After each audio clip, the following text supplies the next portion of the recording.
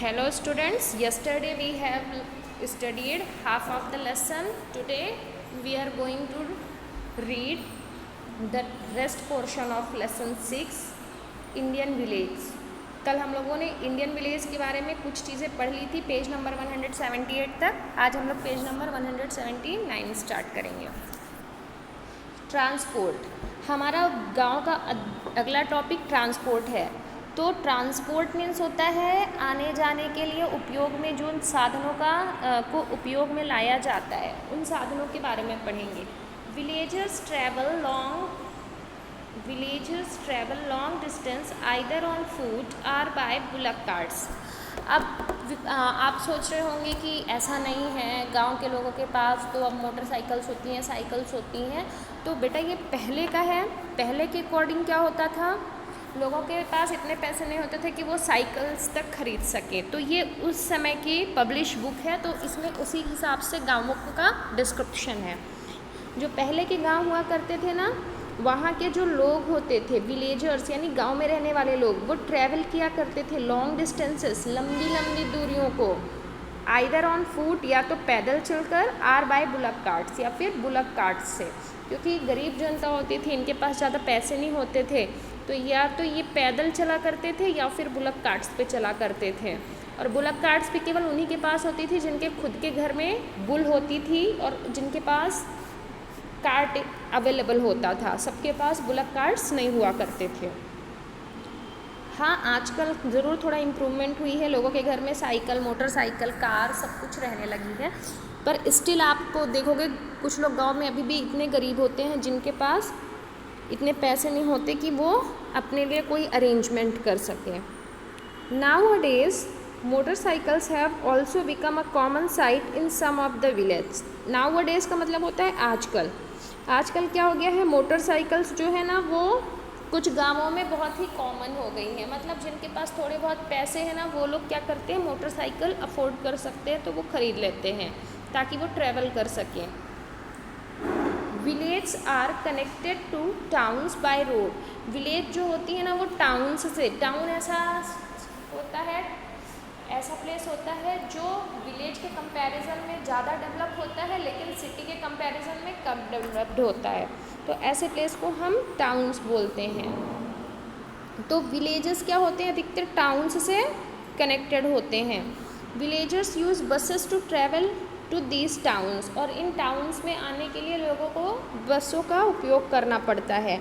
Like आपका सीधी जो है वो बहुत बड़ी सिटी नहीं है, वो छोटा सा टाउन जैसा ही है, पर अभी थोड़ा डेवलप कर रहा है. पर स्टार्टिंग में अभी से 6-7 साल पहले अगर आप इसको देखते हैं तो ये बिल्कुल टाउन जैसा ही था. अभी इसमें कुछ डेवलपमेंट हो गया है, तो हाँ ये थोड़ा थोड़ा क्रिएट हो रहा है, बट कुछ सालों पहले बिल्कुल टाउन जैसा था. आप यहाँ से कुछ दूर पे ही जाओगे तो छोटे छोटे गांव शुरू हो जाते हैं, और कुछ गांव थोड़ा ज़्यादा दूर है. उन गांवों से सीधी तक आने के लिए लोग क्या करते हैं, बस का उपयोग करते हैं, या तो फिर आजकल तो ऑटो चलने लगी है. जो थोड़ा पास में विलेज होते हैं वहाँ के लिए लोग ऑटो का यूज़ करते हैं. तो ये कॉमन डेमोन्स्ट्रेशन था, आप लोग जो जनरली देखते हो. फिर देख सकते हो नेक्स्ट टॉपिक हमारा है ग्राम पंचायत. ग्राम पंचायत क्या होती है. Sometimes there could be a problem in village which would need an immediate solution.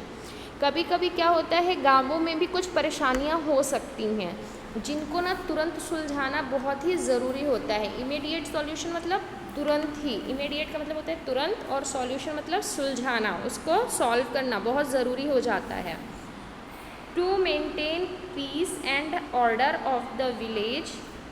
गांव की शांति और व्यवस्था. पीस मतलब होता है शांति, ऑर्डर मतलब होता है व्यवस्था. तो गांव में शांति और व्यवस्था बनाए रखने के लिए, मेंटेन करने का मतलब होता है बनाए रखना. Local governments or gram panchayat are appointed.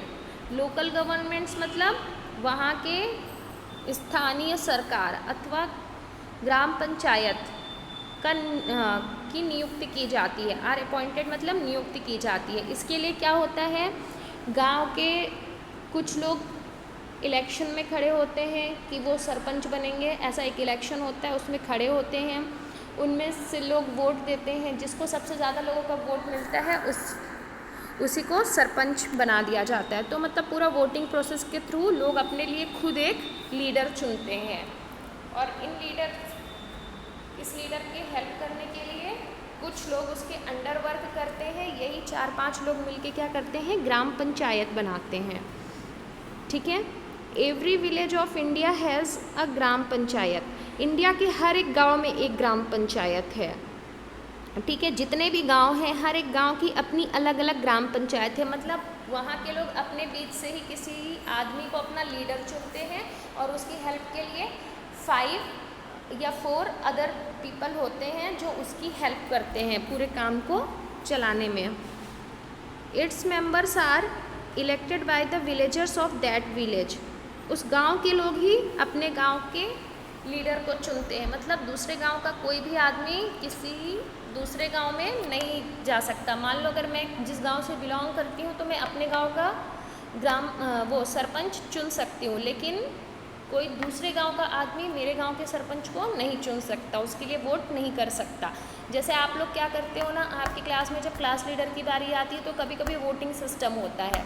तो हर एक क्लास का में क्या करते हैं, बच्चे अपने अपने मतलब 2-4 बच्चों में से किसी एक बच्चे को क्लास लीडर चुनना है, तो आप लोग वोट देते हो, और जो इस बच्चे को सबसे ज़्यादा वोट मिलते हैं उसको क्लास लीडर बना देते हैं। वैसे ही क्या होता है, ग्राम पंचायत में होता है, जो 4-5 लोग खड़े होते हैं इलेक्शन में, उनमें से जिसको सबसे अधिक वोट्स मिलते हैं वही सरपंच बनता है। The head of the panchayat is addressed as pradhan or sarpanch. तो ग्राम पंचायत में मैंने बताया 4 और 5 लोग पीपल होते हैं, जो लोग जिसमें से जो हेड होता है, जिसको लोगों ने चुना होता है अपनी चॉइस से, उसी को हम प्रधान या फिर सरपंच बोलते हैं। वो हेड है इसलिए उसको या तो सरपंच बोला जाता है या फिर प्रधान बोला जाता है। कुछ गांव के लोग प्रधान बोलते हैं, कुछ गांवों में सरपंच बोलते हैं। The gram panchayat meets at regular intervals. एक निश्चित समय के बाद क्या होता है, ये ग्राम पंचायत जो है ना वो अपनी मीटिंग रखती है। मीन्स उनका टाइमिंग होता है कि हर 15 डेज़ में, हर 10 डेज़ में या हर मंथ के एंड में हम मिलेंगे और हम डिस्कस करेंगे कि हमने क्या गांव में कौन कौन सी चीज़ें की हैं, क्या चीज़ सुलझाई है। तो ये सारी चीज़ों के बारे में बात करने के लिए ये लोग अपनी मीटिंग रखते हैं। To discuss the issues and requirements of the village. जैसा कि मैंने बताया, ये गांव में जितने भी इश्यूज़ होते हैं या गांव की जितनी ज़रूरतें होती हैं उसके बारे में ये डिस्कस करते हैं कि कौन सा काम किया जाना है, कौन सा काम पूरा हो चुका है, क्या किसी के बीच झगड़े तो नहीं हैं। तो ये सारी दिक्कतों के बारे में बात करने के लिए ये लोग क्या करते हैं, अपना मीटिंग रखते हैं।